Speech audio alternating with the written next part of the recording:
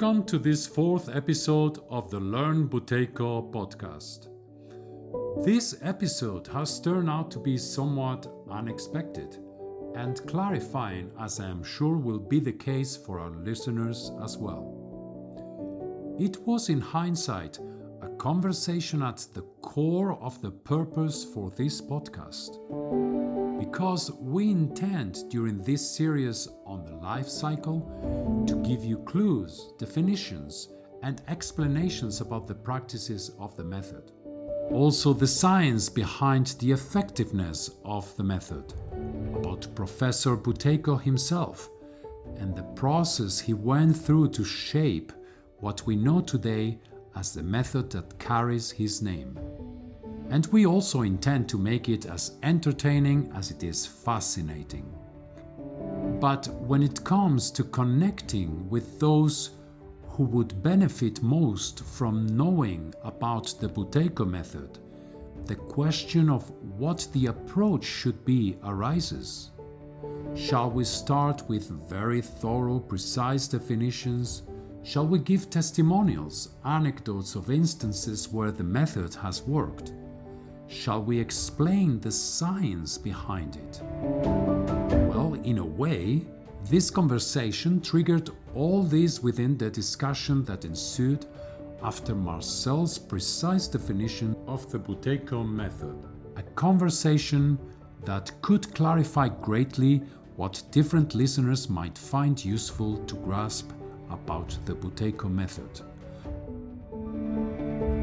The alternative to the alternatives.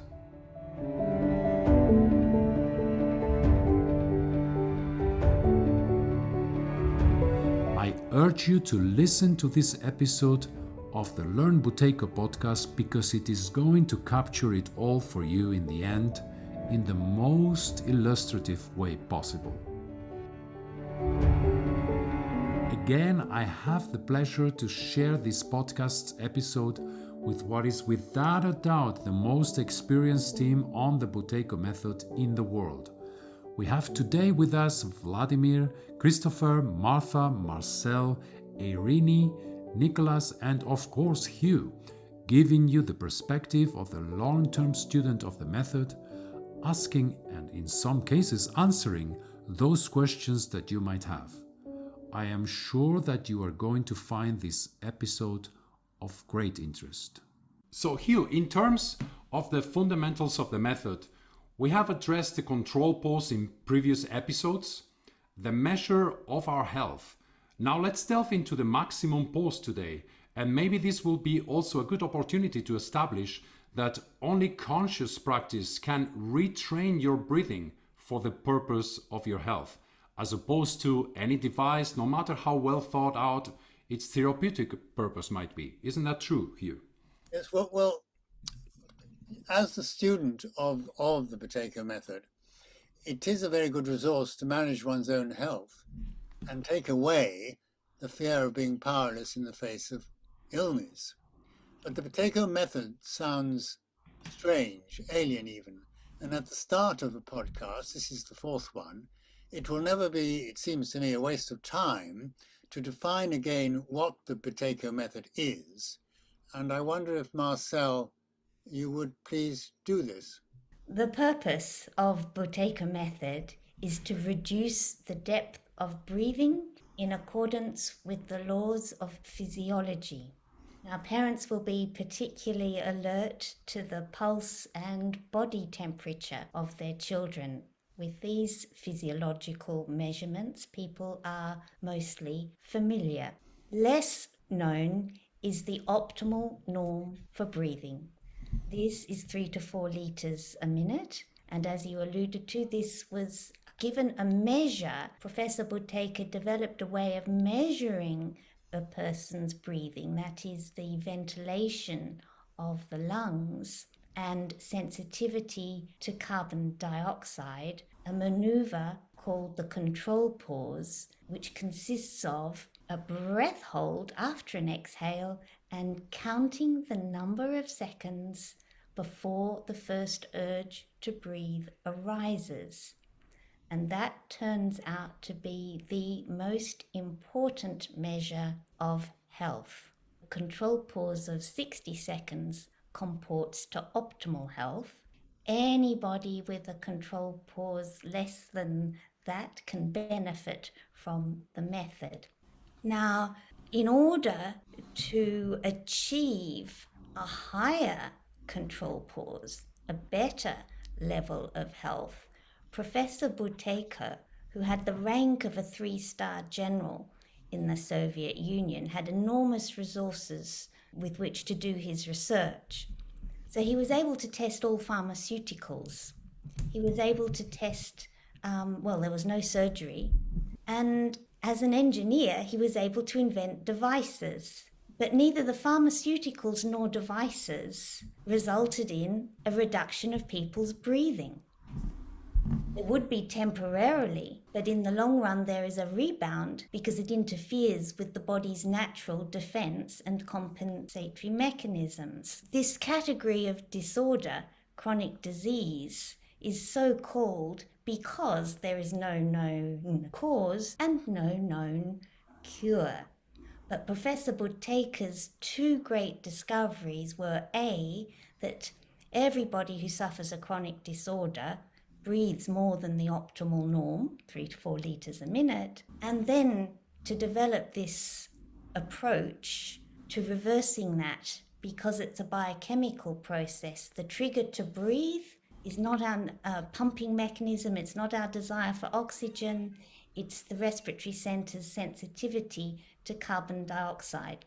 The control pause measures that, but how to increase a control pause, which on average now we're finding is around 17 seconds, if optimal breathing is 50 to 60 seconds per minute, what to do. So he spent years researching, and idea came to him that extending one's volitional, deliberate breath holding in an incremental, orderly way achieved an increase in the control pause by increasing the respiratory centre's toleration of carbon dioxide and hence reducing the depth of breathing. But it has to be done in an orderly, incremental way to avoid the rebound and the other problems that can occur. Now, the problem with the devices is this rebound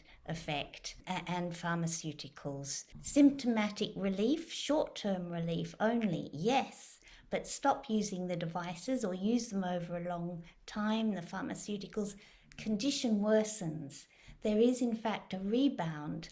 So not only do people lose any extra carbon dioxide the body's managed to tolerate through using a device, it will have a net loss by taking out even more CO2 than you had before. So it's a net loss of carbon dioxide. Does anyone mind if I interrupt? I think what Marcel has just said is probably, it is, I'd say, technically just about perfect. And someone who understands the method can actually, because everything she said is right, I can vouch for that, pretty much accurate.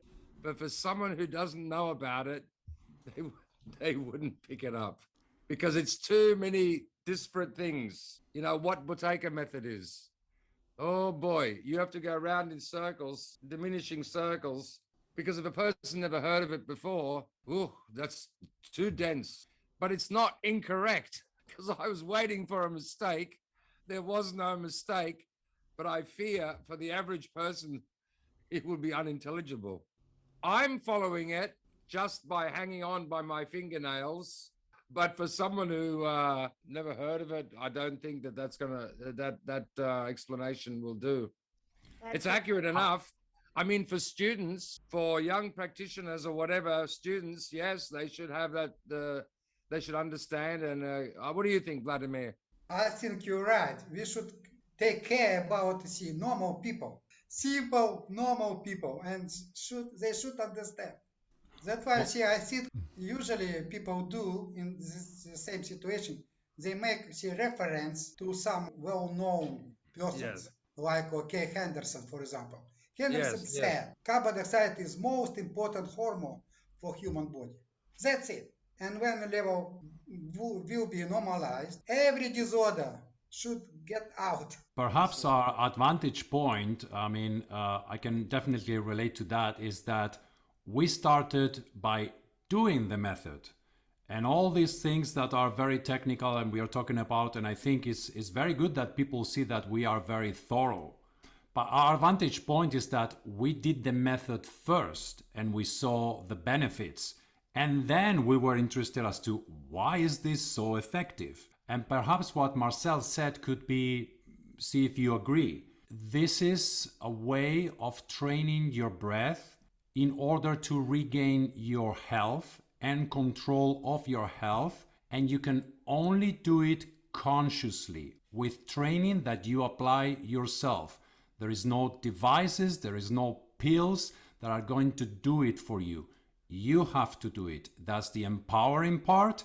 That's also the difficult part. And I think that's the key point. Maybe you can address the technical part of it from what I said and develop from that. I would like to mention respiratory center, what is responsible for in breath, right? For breathing. This method, of course, is a system of breathing exercises with aim to recalibrate respiratory center. As a result, shallow breathing will be natural and easy. I think, if I may say, we've got to break this down because more and more, particularly those people who we're trying to reach, are becoming less and less able to comprehend and are becoming easily overwhelmed.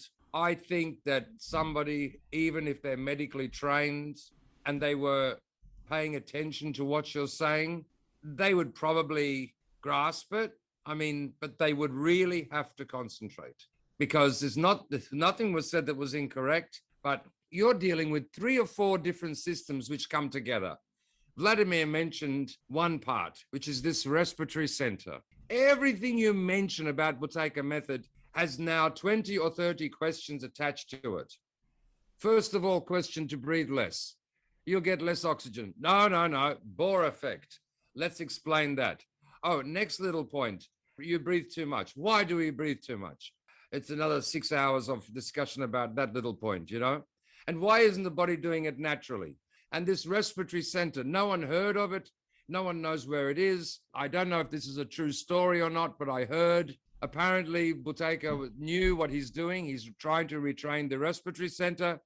And then he said apparently he called up what do you call it, where they deal with the cadavers, the dead bodies or whatever, and we want to find one of these respiratory centers, like let's get one. And from this part of the brain, and then they get this respiratory center and it's a little thing and they put it on the plate and they cut it and some comes out and everyone says, well, that's it. No one knows what that is. No one understands how it is, what it does, how it works, what's inside it.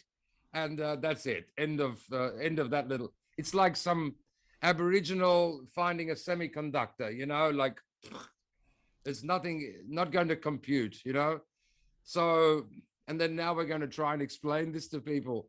And there's a confluence of too many principles which are unknown, not understood, or they're new ideas you have to explain just breathing less, already you now have a pile of problems.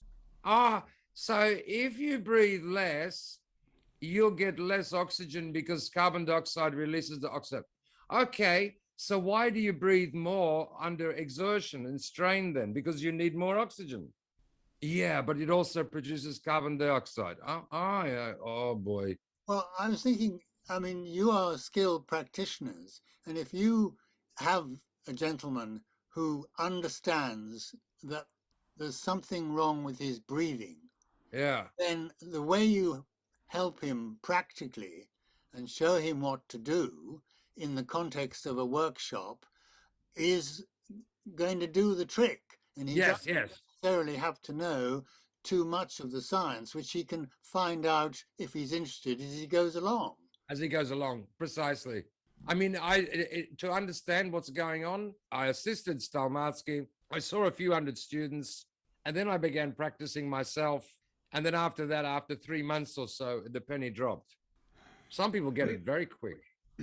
We can refer to our videos to do a short introduction for the podcast and refer to our videos if someone wants more detail. Yes. Also, Nicolas, you are a trained scientist and you are also a practitioner. You relate to the students. We're doing it in Spanish.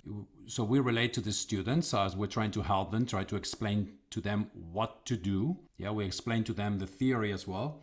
But you also have a scientific background. So maybe you can help us with this. I think one thing is the practice and the other thing is the theory. If you are given a method and it works, the same works for science. You first have a phenomena and then you try to explain it. But you first have the phenomena and you see how it works. And then you do the theory. I think this is the same. What about Hugh describing the experience of learning a maximum pause and the effect it has? Well, I'm happy to say I've been trying to learn the maximum pause for about 11 years, and I'm only presently really coming to terms with it because I see it's quite necessary. But it's very strange, but it's not actually, it doesn't seem to me to be particularly difficult if you accept that it's going to help you. Otherwise, you'd think, what the hell am I doing, holding my nose and shaking about? But if you do accept there's something wrong with your breathing and you're breathing too much, then this is a way. I mean, I've had good experiences in the last few weeks of suddenly realizing that my breathing is a little less, I'm not over breathing so much.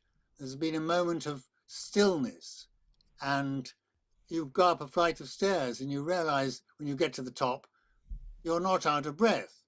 And conversely, if you get it wrong and you go up the flight of stairs, you find your breathing is all to cock and you think, my God, this is very serious. So it is a learning curve. But if you are sympathetic to the idea that this basic thing that you do all the time, there might be something wrong with it.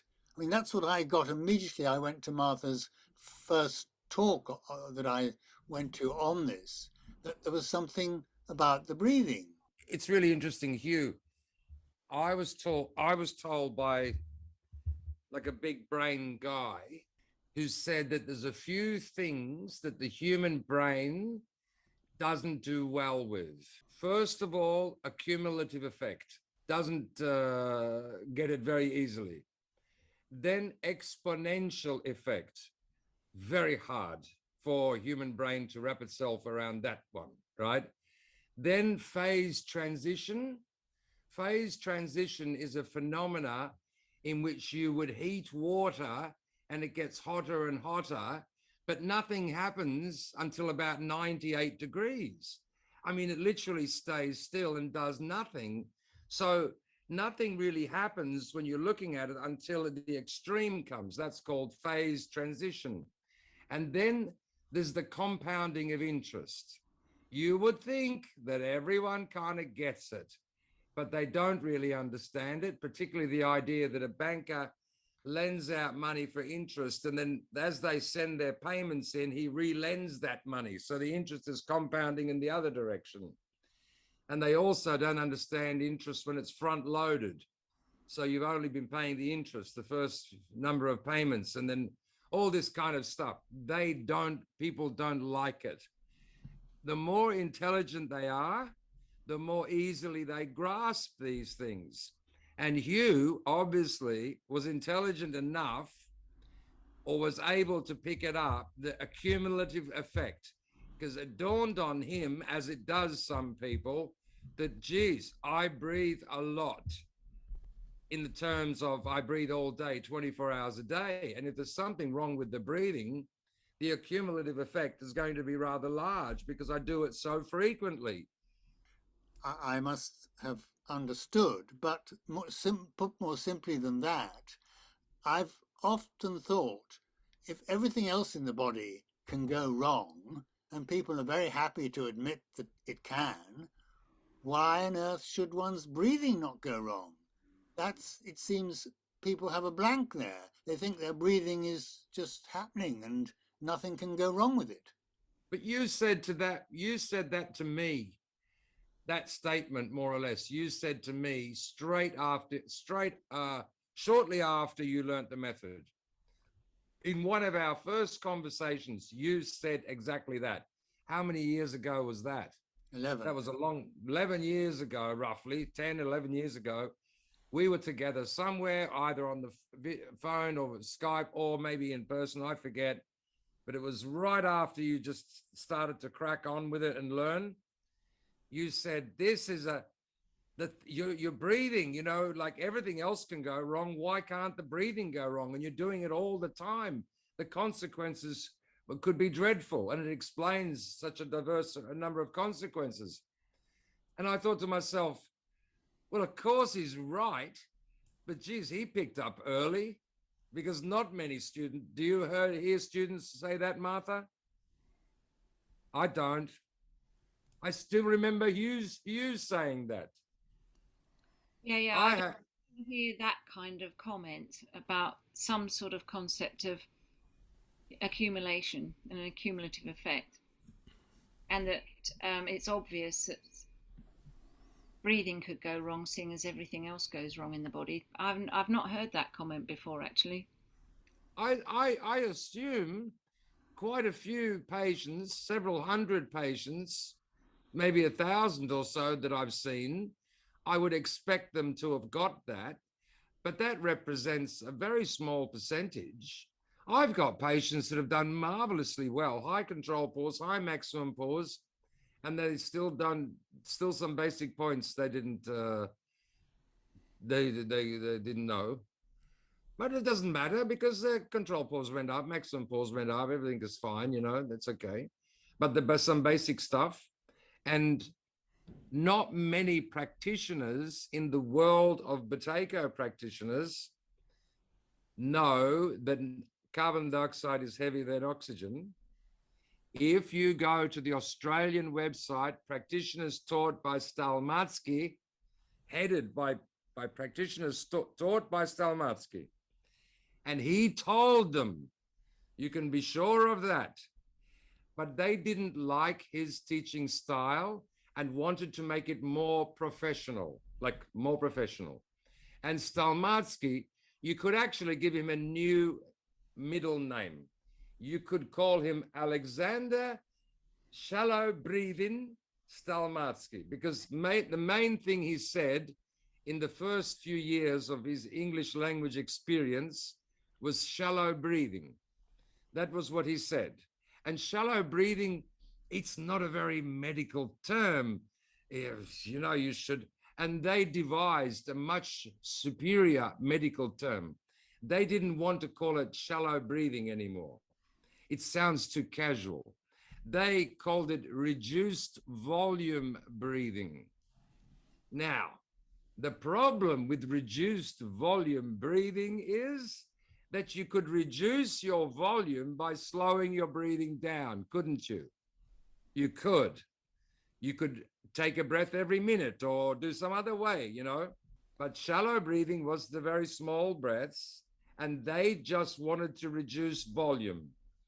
And they wanted that, and that's their understanding. And to this day, there are Buteyko books for sale, which says Buteyko method as taught by so-and-so and so-and-so, the secrets of slowing the breathing down, which Buteyko was against. Most people say about the method is that they feel better afterwards. Yeah, and it doesn't leave anyone indifferent after each single maximum pulse 3. It's the effects are so obvious. I was a biohacker. It just basically means you make a decision to take charge of your own health. So you start applying things. You get supplements, diets, exercise, all that kind of stuff.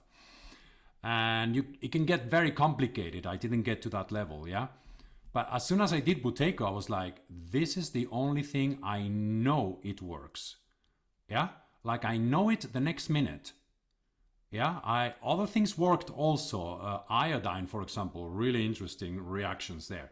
But Buteyko was like, all encompassing and also immediate and very obvious. It's like, is there anything that is more obvious than Buteyko as to the direct effect on your well-being, on your level of energy, on healing your chronic illnesses? It was actually this thing that we were talking about before, about vantage point that we have, that we did the method first and then we found out about the theory behind it.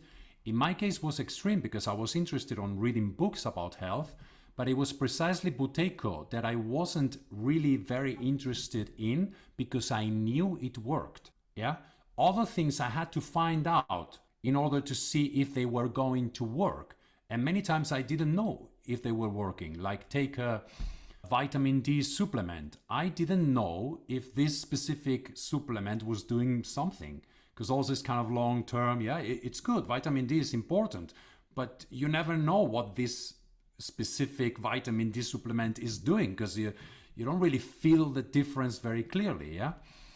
And with Buteyko, it was just so obvious that I didn't feel the need, the urge to learn about it. It was only after when I started to promote it in my family, etc. Did all of you watched Joe's testimony? You've watched it? Oh my God. Perfect. Joe, I can impersonate Joe. I can do a northern accent, but the reason why I can't impersonate his video is because he lists so many alternative therapies. He lists them all from the top of his head, and he has a list of the things that he did, right? Okay. And then he talks about how he did Buteyko method, and that's it. There was a dramatic change, you know, and it's the list of things he did, which is absolutely appalling. It goes on and on and on, and this technique and that technique. And he said, and at the end of it, he said, did any of it work? He said, I don't know. Maybe some helped a little. I don't know. Buteyko method, you know, it was really obvious. I mean, it's a great. I mean, we can play. I can find it. We can share it on the screen. But I watched that, and everyone is very impressed. I think that's a great idea, Christopher. Let's listen to what Joe Morrill has to say. Joe is a Buteyko practitioner, and he managed his health with the Buteyko method after a decade of fatigue from chemical exposure. Let's listen to his testimonial. It's pretty amazing. All right, well, here's a list of things that I tried in the 9 years when I was ill. I'll begin with the practitioners I employed. I won't mention any names. Some of them are quite famous, and I don't want to run anyone down. But just to give you an idea of the kind of thing that I went through for 9 years, and I know lots of other people went through this merry-go-round of trying all these supposedly promising therapies and practitioners who write books and come up with all these products, and yet in the end you find you don't get anywhere. So practitioners employed. I saw an NHS respiratory consultant who said there was nothing wrong with my breathing. I saw four well-known private doctors. I saw a naturopath. I saw 2 homeopaths. I saw 2 osteopaths, craniosacral, a holistic dentist to remove my mercury amalgams, fillings. I saw an ozone therapist. I saw several acupuncturists. I saw shiatsu practitioners, and I trained for 2 years myself at a shiatsu college. I saw a Tibetan pulsing practitioner. I saw a hypnotist, a scanar practitioner, and I trained and bought the scanar device. I saw Western herbalists, a Tibetan herbalist, DMSA chelation. I saw various nutritionists, and I trained as a nutritional therapist myself for 3 years. I was under the tutelage of a Gerson therapist for 18 months on their juicing and coffee enema program. I saw a lightning process practitioner. I had light and sound stimulation, including the brain bed, EFT practitioner, crystal therapist even. Other modalities that I explored independently included liver and gallbladder flushes, that's Andreas Moritz's program, a Juva intestinal parasite and toxin cleanse, raw food, that's Gabrielle Cousins and David Wolfe, Robert Young's alkaline diet, the Candida diet and other infection treatments such as colloidal silver, allicin, olive leaf extract. I did the Hay diet, food combining, which is separating animal protein from carbohydrates, the Okinawa program, the Robert Erdman's amino acid supplementation, Lauren Cordain's Stone Age Paleolithic diet, the omega-3 flax oil diets such as Udo Erasmus and Johanna Budwig, Elaine Gottschall's specific carbohydrate diet. I did nutritional supplementation in enormous quantities, including superfoods, vitamins, minerals, enzymes, hormone supplements. I self-injected vitamin B12. There was alkaline water, ionized water, distilled water, water from artesian wells, stabilized oxygen drops, infrared sauna, zapping, alpha stim microcurrent stimulator, urine therapy, detox foot pads, James Wilson's adrenal fatigue program, Jacob Teitelbaum's chronic fatigue program, and it goes on. They're just the ones that came to my mind this morning. That's 9 years of experimenting. And you know what? I got to the end of 9 years and I wasn't sure any of it made any difference. Maybe one or two things relaxed me a bit. I thought, did it work? Didn't it work?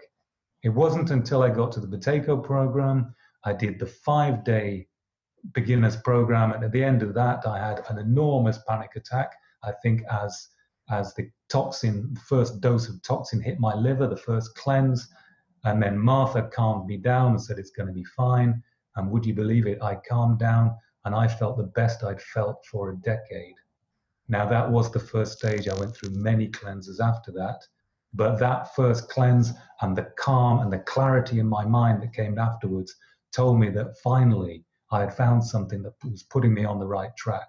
And from then on, I knew I had to stick at the Buteyko method because this was the only thing that really made any difference. I mean, I'd heard about healing reactions before. I'd heard about this healing from present time, going back in your life, you heal from superficial diseases to deeper diseases, all these things I'd read about, but I hadn't come across anything that actually could instigate, could actually provoke that genuine natural healing reaction until I came to the Buteyko method. When I got to the Buteyko method, it was very clear that this could be provoked. It was real. I'd begun to think it was a myth, that the body couldn't actually heal itself, that once you were stuck, you were stuck. That was it. You were going to go into progressive decline until the day you die. But it is possible to instigate that healing, that response. But as far as I know, only the Buteyko method will do that. I think enumerations can be one of the most powerful rhetorical devices, and this was a really great example. We couldn't have found a better way of explaining as to why you must know about this method. And again, I urge you to find out more about the classical Buteyko method in this website, www.learnbuteykoonline.net, where you can find testimonials like this one, and you can find out also about webinars for free to find out more about the method, where you can ask your questions to the practitioners giving them. You can also sign up for the courses if you want to delve deep into what the method can do for you. And I hope you enjoyed this episode. I think it was really, really interesting. And I will see you in the next one. Thank you very much.